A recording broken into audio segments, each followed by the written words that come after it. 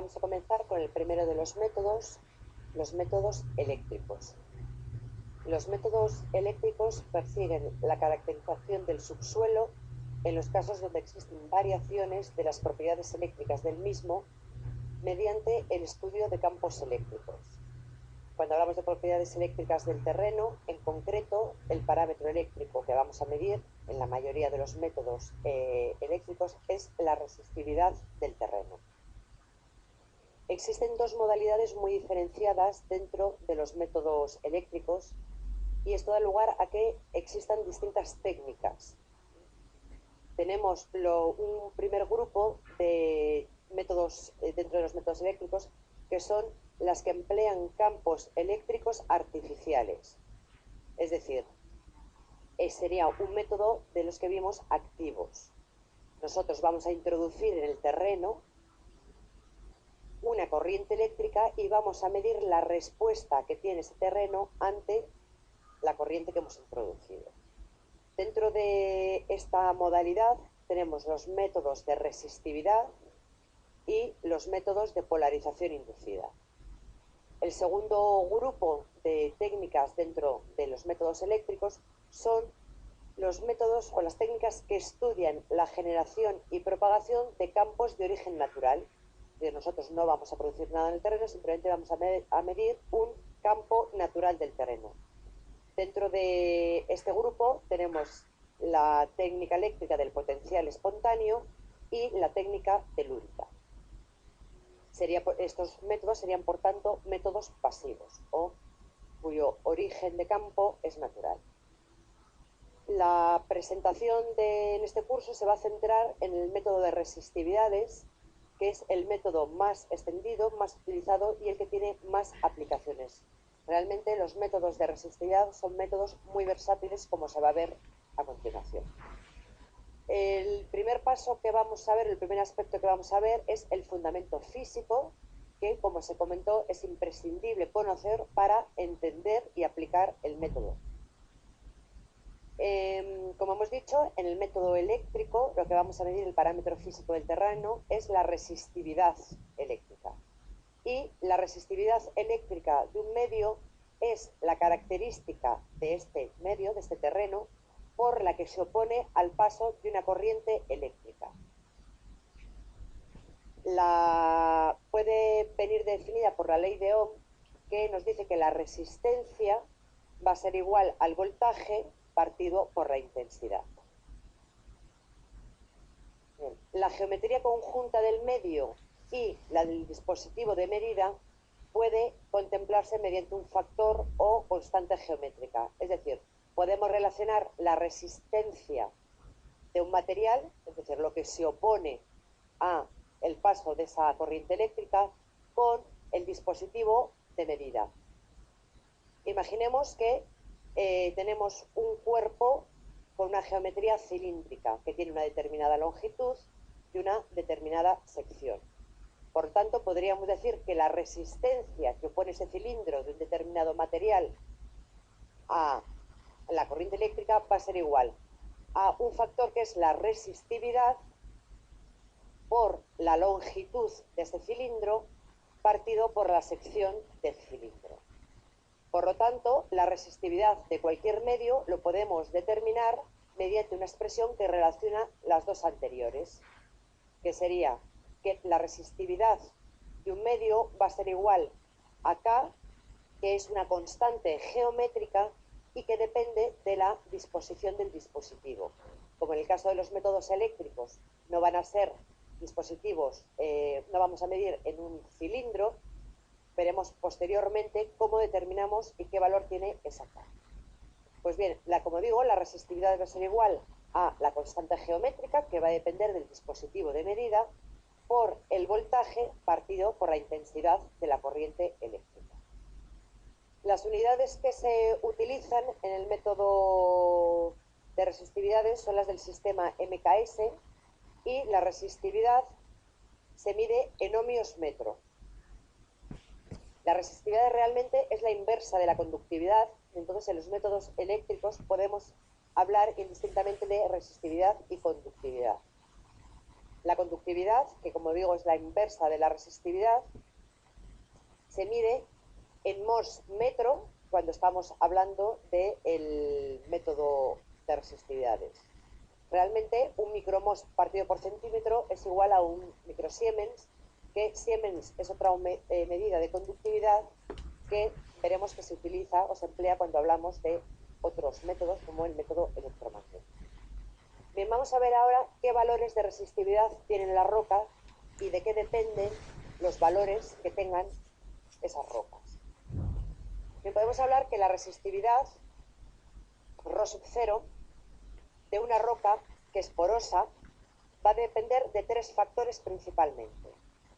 Primero, de la resistividad del fluido que rellene sus poros. Estamos hablando de unas rocas porosas que suelen estar saturadas o tienen fluido intersticial entre los poros y por lo tanto uno de los factores que influyen en la resistividad que va a alcanzar esa roca es la resistividad del fluido que va a rellenar los poros. Otro de los factores que influyen es la porosidad, en función de unas rocas que tengan más o menos porosidad, tendrán valores mayores o menores de resistividad. Y un tercer factor que influye en la resistividad que va a tener una roca es la geometría que tengan esos poros. Este factor se evalúa mediante la tortuosidad. De manera que podemos establecer que la resistividad ρ0 que va a tener una roca porosa va a ser igual a la tortuosidad al cuadrado, un factor geométrico en función de la geometría de los poros, partido por la porosidad por la resistividad del fluido.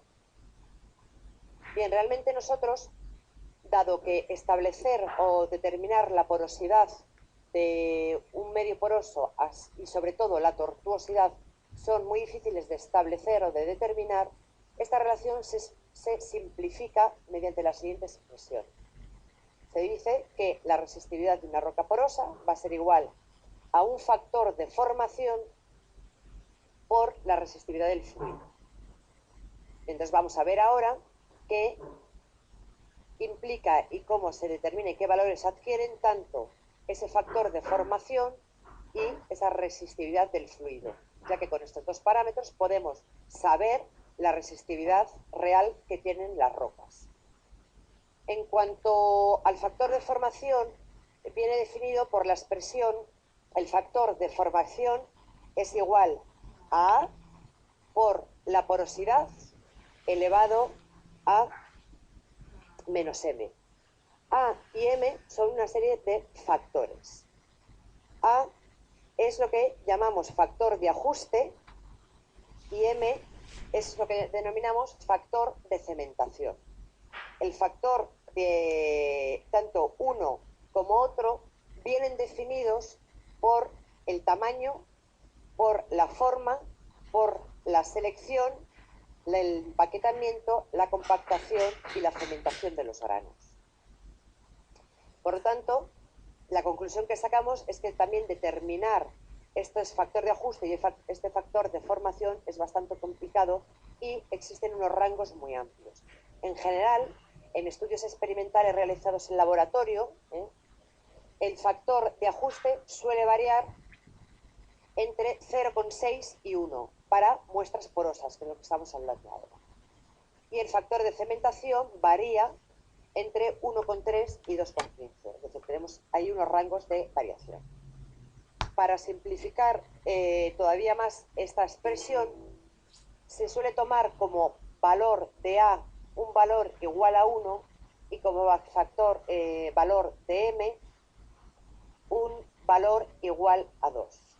De manera que esta expresión del factor de formación viene finalmente definido por 1 partido por la porosidad al cuadrado.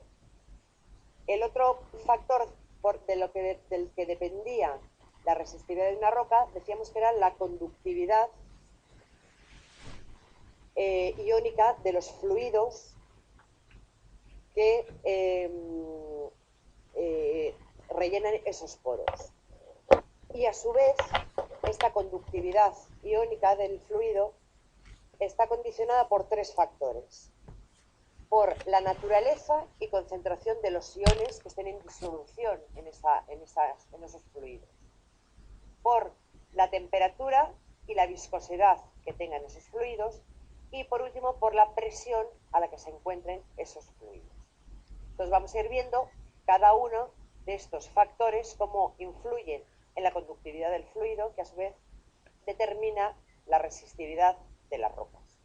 En cuanto a la naturaleza y concentración de los iones en disolución, podemos decir que la distinta composición química de los iones que están disueltos en el agua de formación, en esas rocas, es un factor decisivo en la conductividad que va a tener. A partir de la concentración de cada uno de estos compuestos, más típicamente encontrados en aguas subterráneas, podemos realmente conocer el valor de concentración equivalente de cloruro sódico mediante curvas normalizadas. El término de concentración equivalente de cloruro sódico se refiere a la concentración de cloruro sódico que es necesario para adquirir una conductividad del fluido igual a la conductividad del fluido evaluado.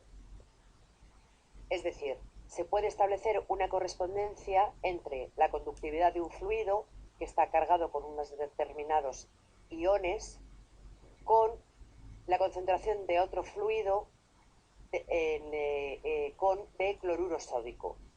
De manera que se puede establecer esta correspondencia para determinar la cantidad de iones que hay disueltos en el fluido. Esto se realiza mediante una serie de curvas normalizadas. Aquí vemos el ejemplo de una de ellas en las que se ve que se relaciona el total de sólidos disueltos con la concentración equivalente de cloruros sódicos para determinados iones. De manera que nosotros, sabiendo el ion predominante en nuestras aguas de formación, por ejemplo, de carbonatos, podemos determinar a partir del factor de concentración equivalente, podemos determinar cuál es el total de sólidos disueltos que hay en este agua. En este gráfico podemos entrar de distintas maneras, o también a partir del total de sólidos disueltos y conociendo el tipo de ion predominante en el agua, determinar la concentración equivalente. De manera que podemos relacionar el valor de concentración equivalente con la conductividad que tenga nuestro fluido mediante esta expresión. De manera que la concentración en cloruro sódico es igual a la conductividad menos 300 partido por 1700 si la conductividad es mayor de 2000 micromos centímetro, o la concentración de cloruro sódico va a ser igual a la conductividad partido por 2000 elevado a 1,1 si la conductividad es menor de 2000 micromos centímetros, entendiendo que la concentración es en gramos litro.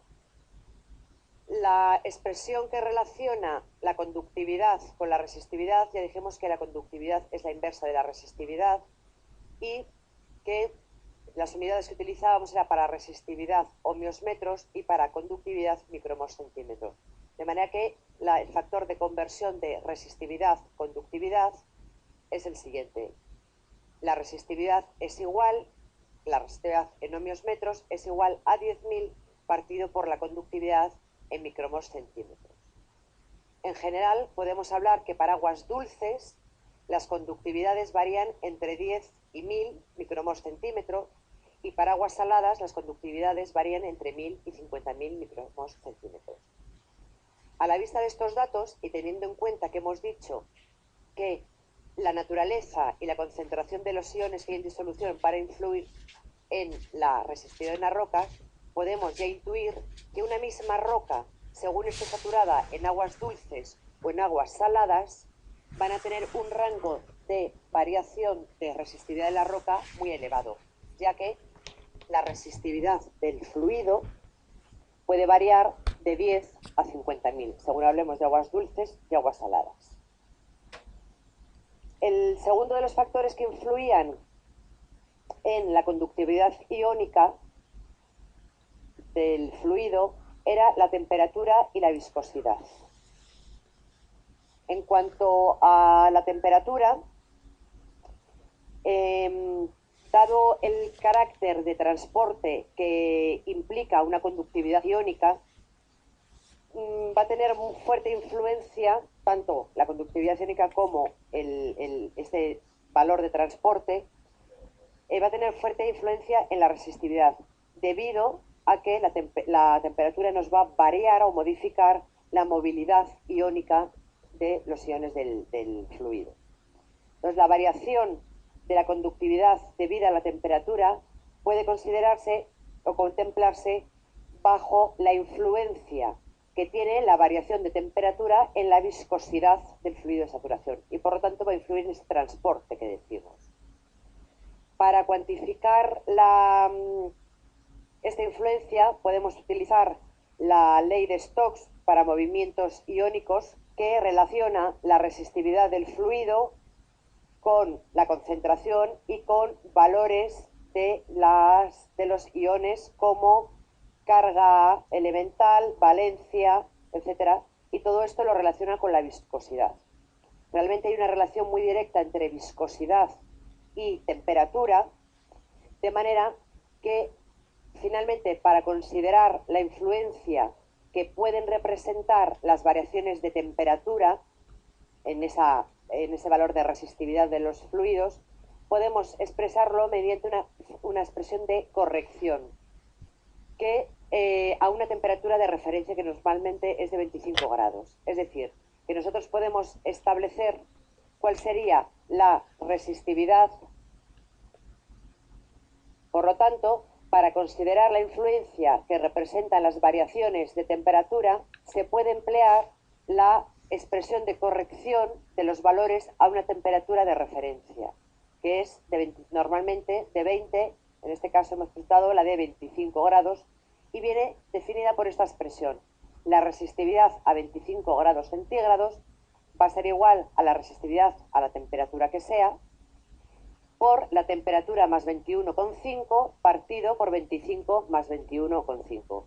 De esta manera podemos establecer, a partir de la resistividad a cualquier temperatura, podemos definirla o establecerla a esta temperatura de referencia.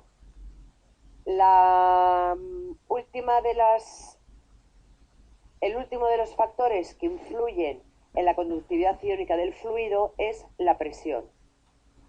Sin contar con la variación de la porosidad por el aumento de la presión en medios sedimentarios, y esta variación de la porosidad, aumento, es despreciable para variaciones de presión que nos podemos encontrar en prospección, que es hasta el orden de 1000 metros. Pero normalmente podemos hablar de que un aumento de presión de 0 a 350 atmósferas provoca a 20 grados centígrados un aumento de la resistividad del 5%. Y este aumento va a ser menor cuanto mayor sea la presión. Pero como se ha comentado, el aumento de presión no va a variar significativamente la resistividad de las rocas, ya que la prospección o las técnicas de prospección no vamos a alcanzar profundidades tales que nos influya este factor. Bueno, por lo tanto, hemos visto que los valores de resistividad de una roca dependen, por un lado, de ese factor de formación, que a su vez dependía de la porosidad y que se calculaba a partir de esta y de dos factores, el A y el M, que manteníamos fijos para simplificar. Y por otro lado, dependía de la conductividad iónica de los fluidos que rellenaban sus poros, y esta conductividad dependía de factores tales como la presión, la temperatura, la viscosidad y fundamentalmente la cantidad de iones y el tipo de iones que están disueltos en ese fluido. Por lo tanto, entendemos que los valores de resistividad de una roca van a variar fuertemente. En esta tabla se ve los valores de resistividad para distintos tipos de roca, desde la roca y minerales, desde mica, cuarzo, granitos, calizas, gravas, arenas, arcillas, cobre, plata, y se ve que se muestran los valores de resistividad. Como se observa en esta tabla, los rangos son muy amplios, es decir, una caliza puede variar de 100 ohmios metros de resistividad a 10.000. Una grava igual. Una arena de 5 a 5.000. Y un limo, una arena de 5 a 5.000. Por lo tanto, se ve que la resistividad de las rocas, la resistividad real de las rocas, tiene unos rangos de variación muy amplios. Y estos se deben precisamente a la cantidad de factores que influyen en este parámetro. Va a variar mucho la resistividad que tenga una arena según tenga agua o no en sus poros y según este agua sea dulce o salada. O en la misma arena también va a variar mucho la resistividad en función de si la roca es muy porosa o poco porosa. Bien, esto que hemos visto hasta ahora, estábamos hablando de la resistividad real de las rocas. Nosotros en el método eléctrico de resistividades lo que vamos a medir en el terreno son resistividades aparentes y tras los procesos de interpretación los traduciremos en una resistividad real que hemos medido y a partir de esa resistividad real y con tablas de este tipo podremos definir qué litología hay en el subsuelo. Por lo tanto, lo siguiente que vamos a hacer ahora es entender qué es la resistividad aparente y en qué es en lo que se basa el método de resistividades. Vamos a suponer que tenemos un terreno homogéneo de una resistividad determinada y vamos a enviar por un electrodo puntual denominado A una corriente continua de intensidad I.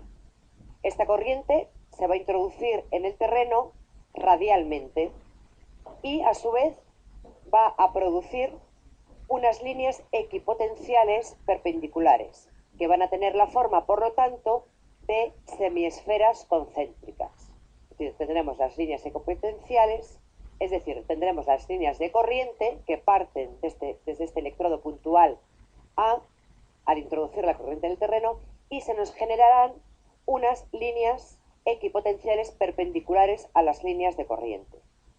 Bien, pues podemos decir que la densidad de corriente que viene definido por la letra J y el campo eléctrico E están relacionados por la ley de Ohm que en forma diferencial viene dado por esta expresión. J va a ser igual a E partido por la resistividad del terreno. Supongamos ahora que dentro de este semiespacio que hemos definido, que hemos creado, trazamos una semiesfera de radio R alrededor de este punto A. La integral de J sobre esta superficie va a ser igual a I. Es decir, podemos decir que I, la intensidad, va a ser igual a J por 2πr al cuadrado. De ambas ecuaciones podemos establecer que E, este campo eléctrico, va a ser igual a la intensidad de corriente por la resistividad del terreno partido por 2πr cuadrado. Este 2πr cuadrado viene de que estas líneas equipotenciales tienen forma de semiesfera y por lo tanto lo que está reflejando es el volumen de esta semiesfera alrededor del punto A. Si en este esquema consideramos un punto M sobre esta superficie del terreno, que está separado del electrodo A una distancia R, el potencial debido a este electrodo A en este punto M viene dado por la integración del campo, de manera que podemos decir que el potencial que se nos genera en este punto M debido a esa corriente eléctrica va a ser igual a la intensidad partido por la resistividad, partido por 2pi, todo ello multiplicado por 1 partido por AM, donde AM es la distancia entre el electrodo por el que introducimos la corriente y el electrodo donde estamos midiendo el potencial.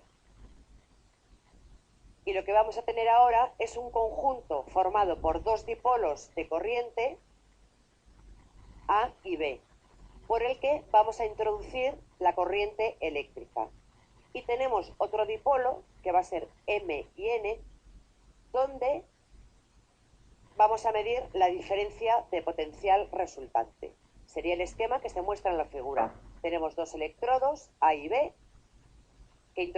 por los que introducimos una corriente eléctrica en el terreno de intensidad I y se nos crean una serie de líneas de corriente.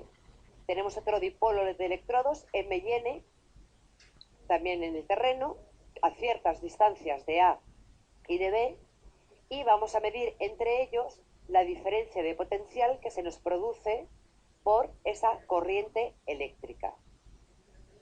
De manera que la diferencia de potencial que se nos produce entre esos puntos M y N, será la diferencia de potencial que se nos produce será la diferencia entre el potencial que se nos produce en M y el potencial que se nos produce en M. Por lo cual, la expresión queda como que la diferencia de potencial en ese dipolo de electrodos va a ser igual a la resistividad del terreno por la intensidad partido por 2pi y todo ello multiplicado por 1 partido por AM, AM es la distancia entre el electrodo A y M, menos 1 partido por la distancia entre el electrodo A y N, menos 1 partido por la distancia entre el electrodo P y M, más 1 partido por la distancia entre B y N. De manera que podemos decir que de esta ecuación 2pi partido por 1 partido por AM menos 1 partido por AN menos 1 partido por BM más 1 partido por BN lo podemos reducir a un coeficiente que es K y que es lo que denominamos constante geométrica del dispositivo. Por lo tanto, de ambas expresiones deducimos que la resistividad va a ser igual a K, que es una constante geométrica que depende de las distancias entre los dos pares de electrodos, AP, M y N, por la diferencia de potencial que se nos produce entre el electrodo M y N, partido por la intensidad de corriente que circula por el terreno y que hemos introducido por los electrodos A y B. Y esta realmente es la base del método eléctrico de resistividades. Como se ve, esta es la expresión que veíamos al principio que relacionaba la resistividad de un material con el dispositivo de medida mediante la ley de Ohm. Bien, todo este planteamiento que hemos partido de la base que partíamos de un terreno homogéneo. Sin embargo, cuando el terreno no es homogéneo, ¿qué es lo que ocurre? Que lo que obtenemos a partir de esta constante geométrica, de este voltaje y de esta intensidad es lo que denominamos resistividad aparente, que se define como la resistividad de un terreno imaginario homogéneo e isótropo que es equivalente al terreno real homogéneo. En la realidad, como los materiales y los terrenos son isótropos y no son homogéneos, lo que vamos a medir en campo son resistividades aparentes. Y tras los procesos de interpretación llegaremos a determinar la resistividad real de esos materiales. Bien, pues vamos a ver ahora los dispositivos de medida. Cuando hablamos de dispositivos de medida, lo que estamos hablando es de cómo colocamos esos electrodos en el terreno.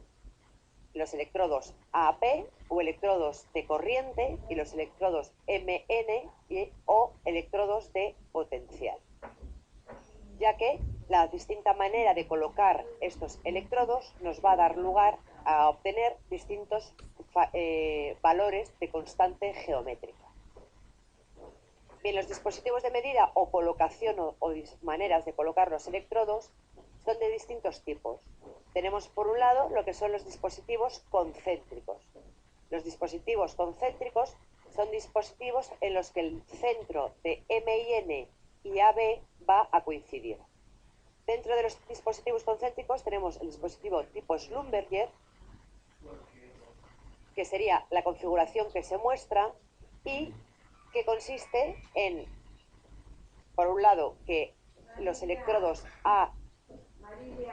que consiste en que el centro de A y B y MN coinciden, como se ve en la imagen, y que los electrodos M y N se mantienen a una distancia menor que la distancia AB.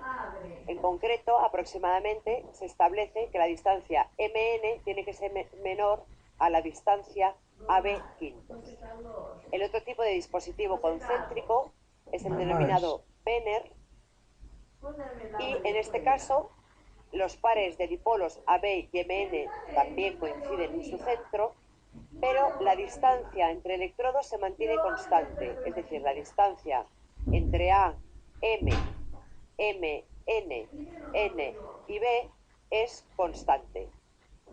Tenemos también los dispositivos dipolares, denominados así por considerarse como dipolos a los pares AB y MN. En este caso, en este tipo de dispositivos, los centros de AB y de MN no van a coincidir. Existen muchas disposiciones para los dispositivos dipolares, siendo las más usuales el dispositivo ecuatorial, en el que el centro del dipolo AB y el centro del dipolo MN, tenemos el dispositivo ecuatorial en el que los dipolos A, P y M y N son paralelos entre sí y perpendiculares a la línea que une sus centros. Y tenemos también el dispositivo axial en el que los dipolos AB y MN se sitúan sobre una línea recta.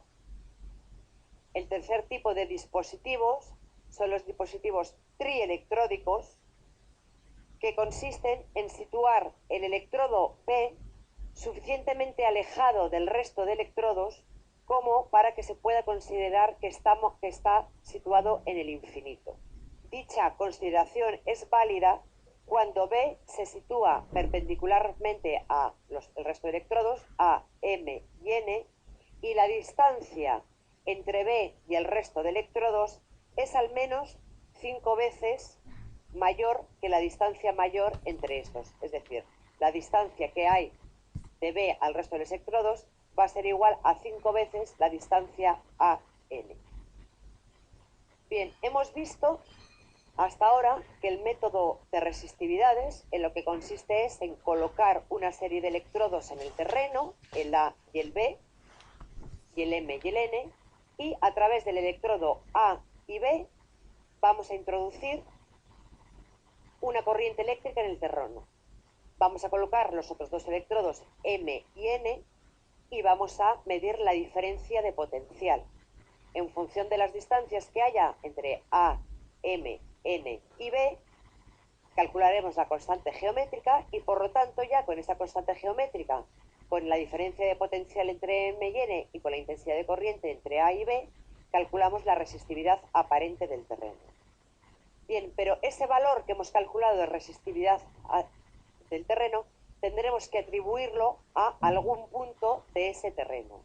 Y es lo que se denomina el punto de atribución, es decir, en qué situación, es decir, a qué punto del terreno vamos a asignar ese valor de resistividad aparente que hemos calculado.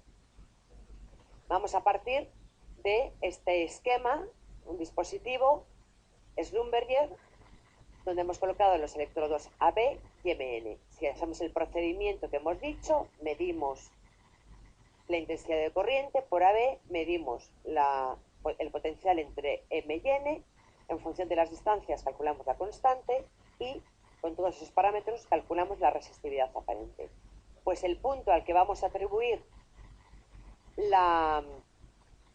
el valor de resistividad aparente en superficie va a ser al centro del dispositivo. Pero como hemos dicho, en los métodos geofísicos lo que estamos determinando es la distribución de una propiedad en profundidad, en el subsuelo. Por lo tanto, la profundidad a la que vamos a atribuir ese valor de resistividad aparente va a venir definido por la distancia AB medios. Es decir, el punto de atribución de ese valor de resistividad aparente calculado, o lo vamos a situar en el centro del dispositivo, tal y como se ve en la imagen. Sin embargo, los métodos de prospección geofísica, hemos dicho que lo que se trata es buscar la repartición en profundidad de cierta propiedad física y, por lo tanto, estamos investigando a cierta profundidad. Entonces, este punto de atribución tendremos que definir a qué profundidad de investigación hemos llegado. Tal y como hemos planteado que se mide esta resistividad aparente del terreno, hemos visto que las líneas de corriente y las líneas equipotenciales lo que forman son semiesferas. Por lo tanto, la profundidad a la que vamos a atribuir ese punto viene definido por la distancia AB medios. Por lo tanto, esa resistividad calculada en este punto la atribuiríamos a un punto situado en el centro del dispositivo a una profundidad AB medios.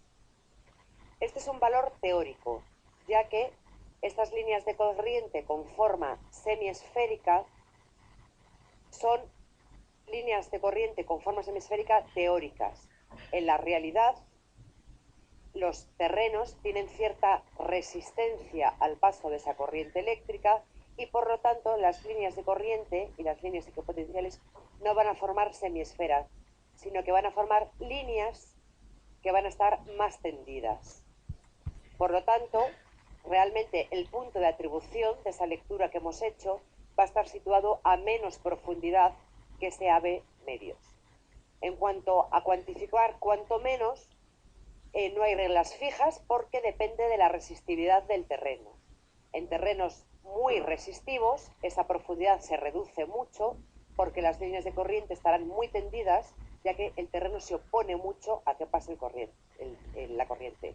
En terrenos que no sean tan resistivos, se puede parecer más las líneas de corriente a esas hemisferas y la profundidad se ajustará más a la profundidad teórica. Como regla general, podemos decir que la profundidad del punto de atribución va a estar comprendida entre AB quintos y AB partido por 10, en función de la resistividad del terreno. Esta cuestión del punto de atribución es importante a la hora de planificar nuestra campaña de prospección eléctrica, ya que en función de la profundidad de investigación a la que queramos llegar, nosotros vamos a tener que separar esa distancia AB. Si queremos llegar a poca profundidad, la distancia AB será menor, y si queremos alcanzar profundidades mayores, la profundidad AB será mucho mayor. Y el saber que el punto de atribución no se localiza a AB medios nos va a ayudar a realizar una correcta planificación de mi distancia AB y por lo tanto que llegue a la profundidad requerida. Bien, hemos visto el planteamiento o la base del método eléctrico de resistividades. Vamos a ver ahora que dentro del método eléctrico de resistividades hay tres técnicas, las tres basadas en lo que hemos visto hasta ahora, y la diferencia se encuentra en la manera de colocar los electrodos y, por lo tanto, los siguientes procesos. Estas tres técnicas son los sondeos eléctrico-verticales, las calicatas eléctricas y la tomografía eléctrica. Vamos a comenzar por los sondeos eléctrico-verticales. ¿En qué consiste un sondeo eléctrico vertical? Partimos de lo que hemos visto hasta ahora. En la superficie del terreno vamos a clavar 4 electrodos, 2 electrodos AB y 2 electrodos M y N.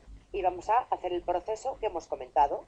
Introducimos una corriente en el terreno, medimos la intensidad de corriente que circula por los electrodos AB, medimos la diferencia de potencial que se nos genera en los electrodos M y N, y con la constante geométrica, en función de las distancias entre electrodos, calculamos la resistividad aparente.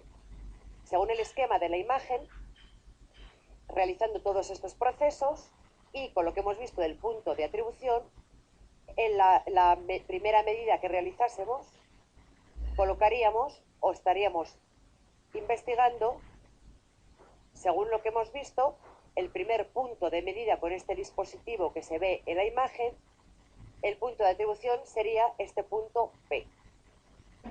Que por los sondeos eléctricos verticales consiste en aumentar la distancia AB De manera que lo que estamos haciendo es aumentar la profundidad de investigación.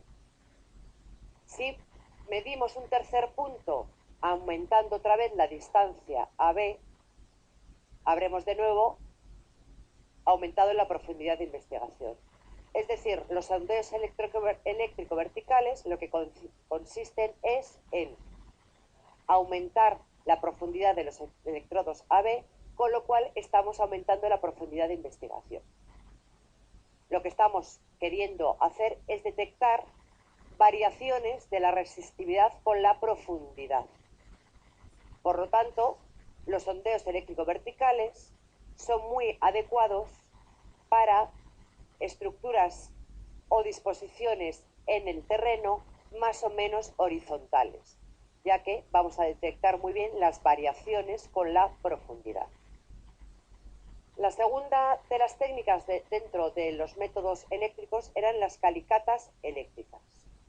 Partimos del esquema que hemos visto hasta ahora, nuestros 4 electrodos, hacemos una medida y tenemos un punto que se va a situar en el punto P.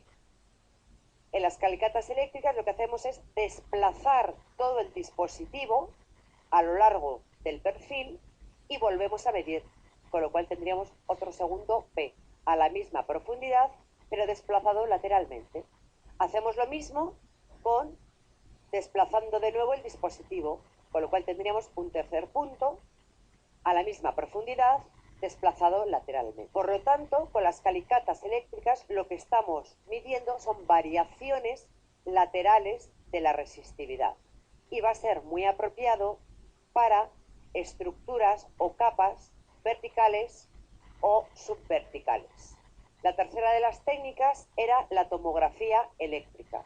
La tomografía eléctrica es una manera de medir en el método eléctrico en dos dimensiones. Hemos visto que las calicatas eléctricas medíamos lateralmente pero en una dimensión y en los sondeos también en profundidad en una dimensión. La tomografía eléctrica realmente es la combinación de sondeos eléctrico-verticales y calicatas eléctricas, de manera que estamos midiendo en dos dimensiones. El procedimiento es el siguiente. Lo que se va a hacer es colocar a lo largo de un perfil en el terreno una serie de electrodos. En este caso, en el ejemplo, se ven que hemos colocado 10 electrodos.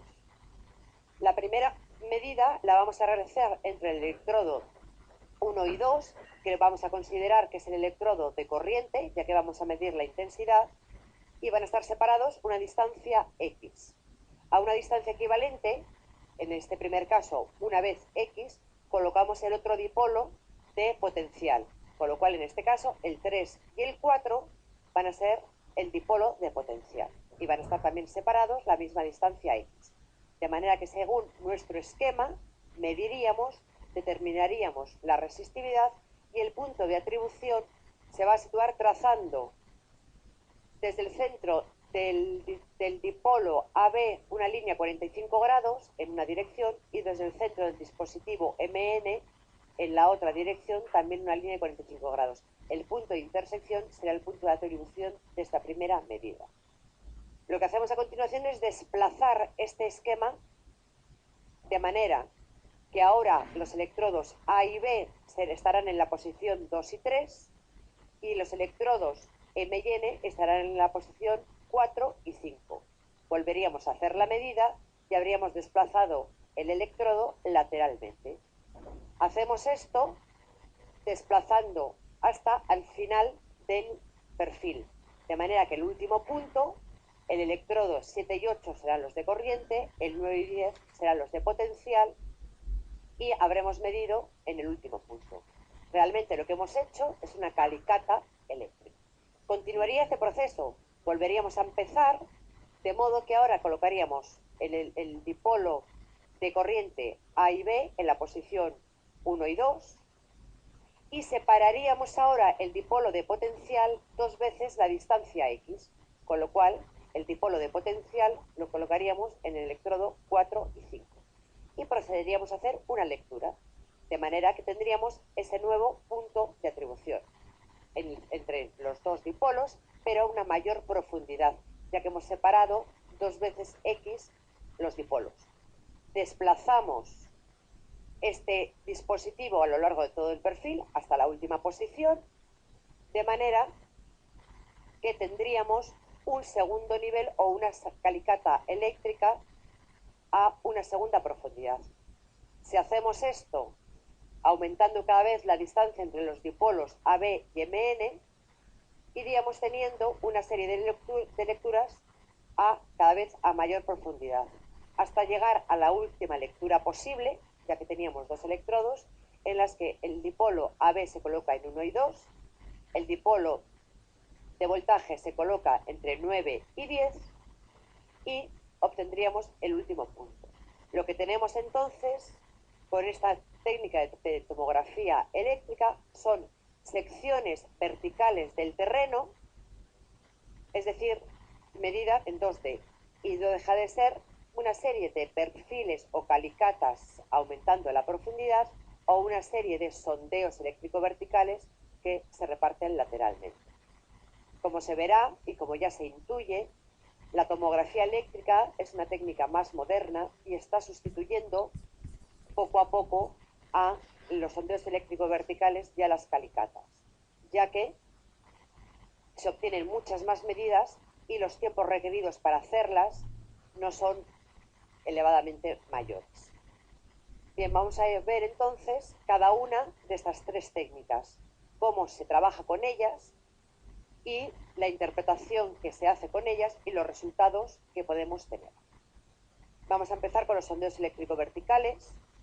A los sondeos eléctrico-verticales en la literatura geofísica se les denomina SEF, y como hemos visto consiste en modificar la profundidad de investigación aumentando progresivamente la longitud del dispositivo y manteniendo siempre fija la posición del centro de este dispositivo. El dispositivo que más se emplea es el Schlumberger, por una cuestión operativa. Hemos dicho que el dispositivo Schlumberger consistía en que los centros de AB y de MN coincidan, pero que el dipolo MN siempre tiene que estar separado a una distancia mucho menor que la AB. De manera que un sondeo eléctrico vertical con dispositivos Schlumberger es más operativo, ya que dejaríamos fijo el AB, ya que dejaríamos fijo el MN e iríamos aumentando la distancia de AB. Es decir, entre una medida y otra solo tendríamos que clavar y desclavar los electrodos A y B.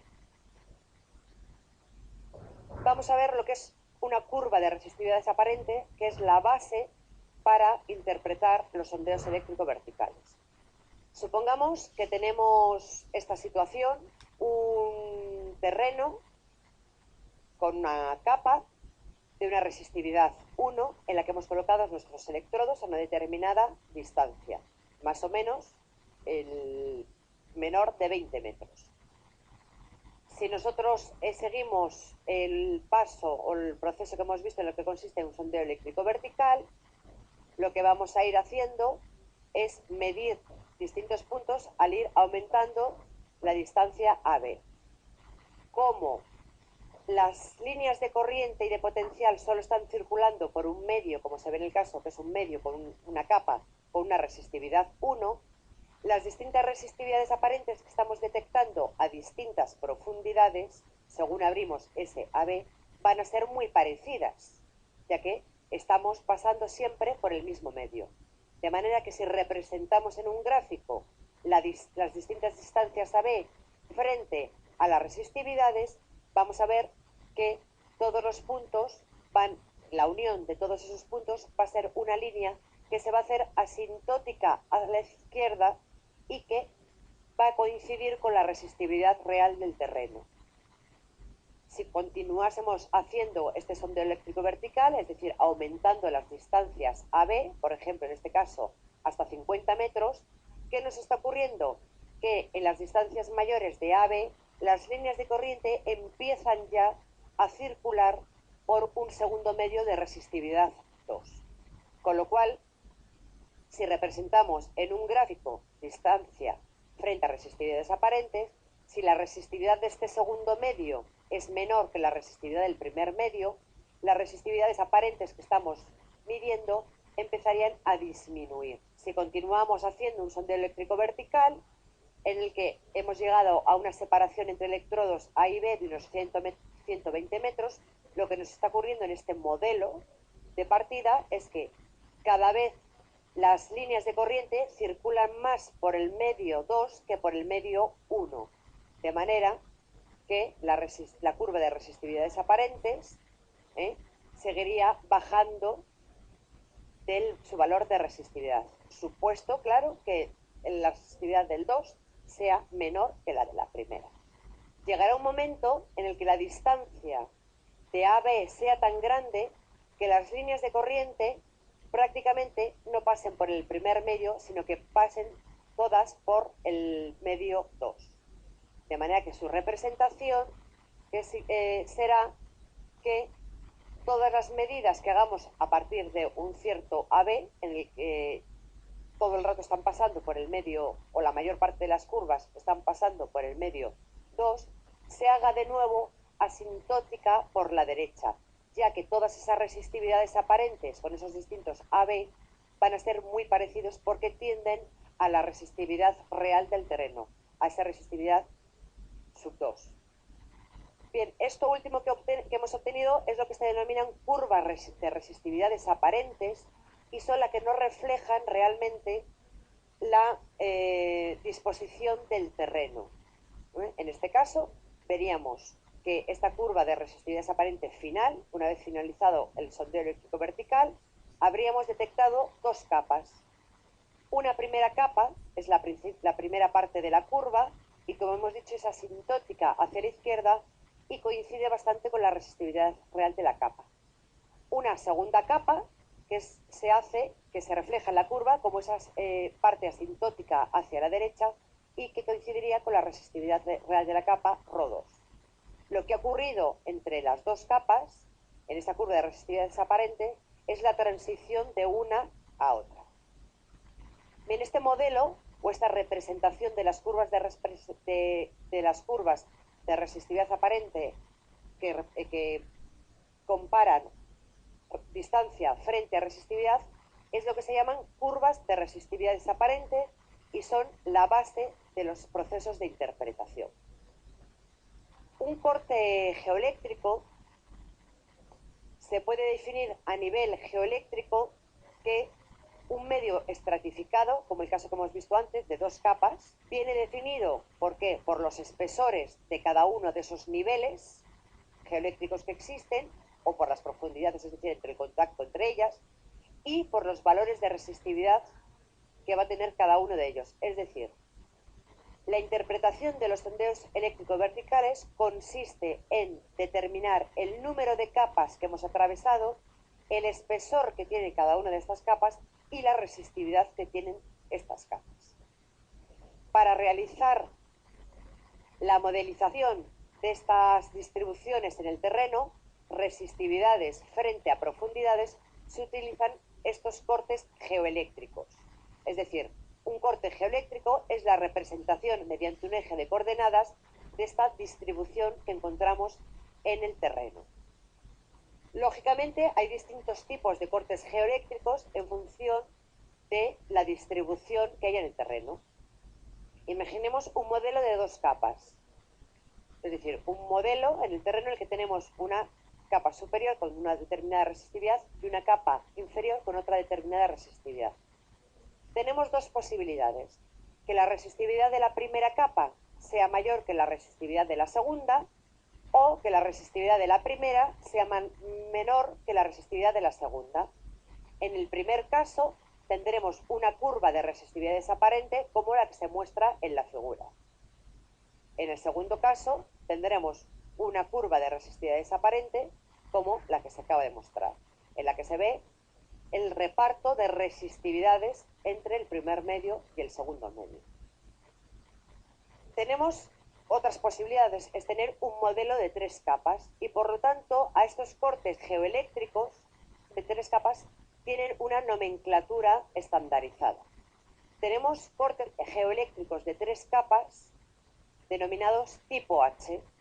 A la vista del grafo se ve que la resistividad de la primera capa es mayor que la resistividad de la segunda capa y que la resistividad de la segunda capa es mayor que la resistividad de la tercera capa. Este sería un modelo H. La siguiente imagen sería un modelo tipo A, en el que se ve que la resistividad de la primera capa es menor que la resistividad de la segunda capa y que la de la segunda capa es menor que la resistividad de la tercera. Este sería un corte geoeléctrico tipo A. La siguiente posibilidad que tenemos con tres capas es que la resistividad de la primera capa sea menor que la resistividad de la segunda capa y que la resistividad de la segunda capa sea mayor que la resistividad de la tercera. Este sería un corte geoeléctrico de tres capas tipo K. Y la última posibilidad que tenemos para un modelo de tres capas es que la resistividad de la primera capa sea mayor que la resistividad de la segunda, la resistividad de la segunda sea mayor que la resistividad de la tercera. Sería el último caso y sería un modelo de tipo U. Como estamos viendo, los cortes geoeléctricos realmente son la interpretación o el resultado final de la interpretación de sondeos eléctricos verticales, en la que vamos a determinar, por un lado, la resistividad de las capas que hayamos detectado y, por otro lado, el espesor de las capas que hayamos detectado en función de esa distancia AB.